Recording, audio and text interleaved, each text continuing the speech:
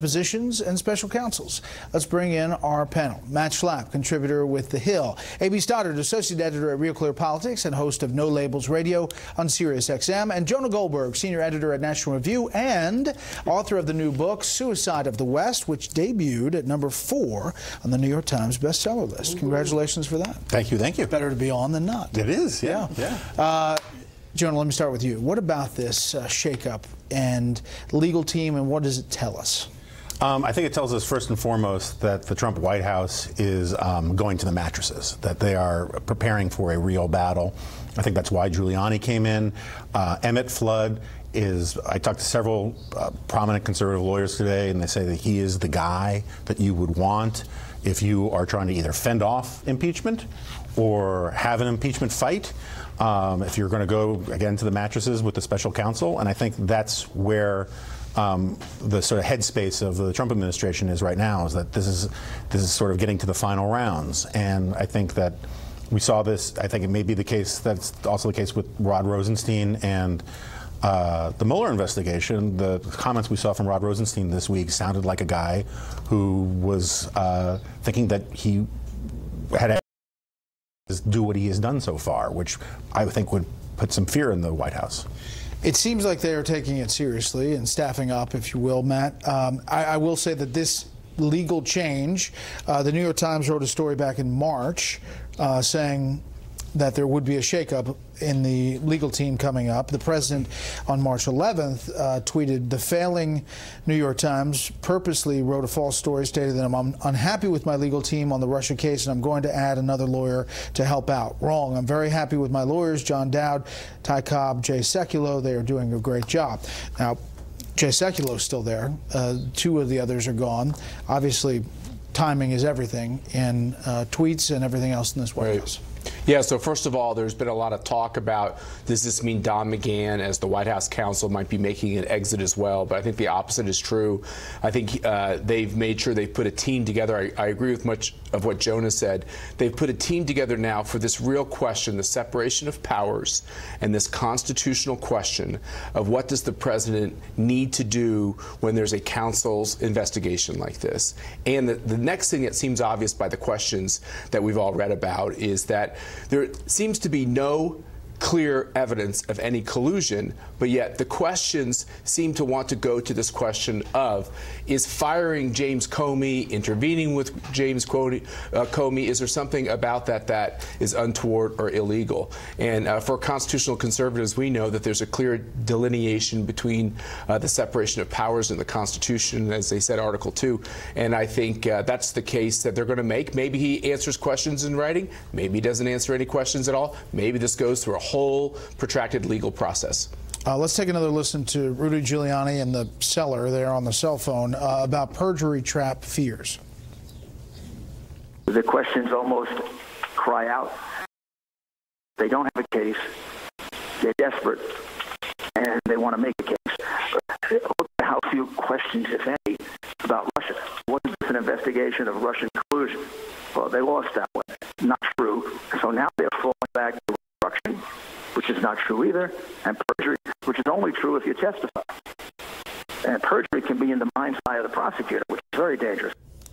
So he's trying to set the guidelines here and narrow the questions, narrow the time, AB. But we don't know what we don't know from those questions. We don't know what Mueller has in previous interviews that he's talked to, who he's talked to, and what he's trying to get out of those questions. Matt and Rudy Giuliani are treating the list of questions that were leaked, and they weren't even the questions, they were note-taking that described the 49 questions that would be asked of the president in an interview as the final report from the special counsel. The special counsel doesn't have to reveal anything in those questions that he would ask of President Trump in a deposition. He actually brought up something new, which was the prospect of the Manafort campaign manager reaching out to the Russians, not being reached out to, reaching out himself. That's potentially new. He doesn't have to reveal anything that he knows in those questions. And the questions are obviously broad enough that they open up new ones depending on the answer. He's not saying that there was collusion. He's not saying there's obstruction. He needs to know the mindset to determine whether or not there was corrupt intent. And that has a lot to do with obstruction. But there's nothing in there that reveals that collusion has been ruled out at all. Half the town thinks that Rudy Giuliani leaked those questions because, like Judge Napolitano and many others, including Ty Cobb today, people do not believe in any way that the special counsel leaked their own questions, and that it is the legal team that leaked the questions. For what purpose? For the purpose of dissuading the president from talking to Bob Mueller, because of course he's going to mess up if he answers those 49 questions. He 9 untruths a day now, according to the Washington Post fact checker. No, if you were his lawyer, you would not let him do this. Okay. Here's a tweet that just came out within the past minutes, 3 actually, from the president. This isn't some game. You are screwing with the work of the president of the United States. John Dowd, March 2018. With North Korea, China, the Middle East, so much more, there is not much time to be thinking about this, especially since there was no Russian collusion. Bottom line, is he going to sit down? I think it would be insane for his lawyers to let him do it. Just for whether it's the AB thesis on this or just simply that the recall issues alone, I think, are pretty daunting. And Mueller and those guys know how to ask follow-up questions. And I think I split the baby on this. I don't think that a lot of the president can be impeached or indicted for constitutionally exercising his power on firing somebody. So I think some of the obstruction stuff doesn't fly constitutionally. But answer the wrong question about the collusion stuff with Manafort or with Roger Stone, and he could be in huge trouble. The other thing is if he says he's not going to sit down, and a subpoena comes from the special counsel, the Supreme Court has a history of siding with the special counsel. Well, we'll see what happens, right? We also, this is not a special counsel statute.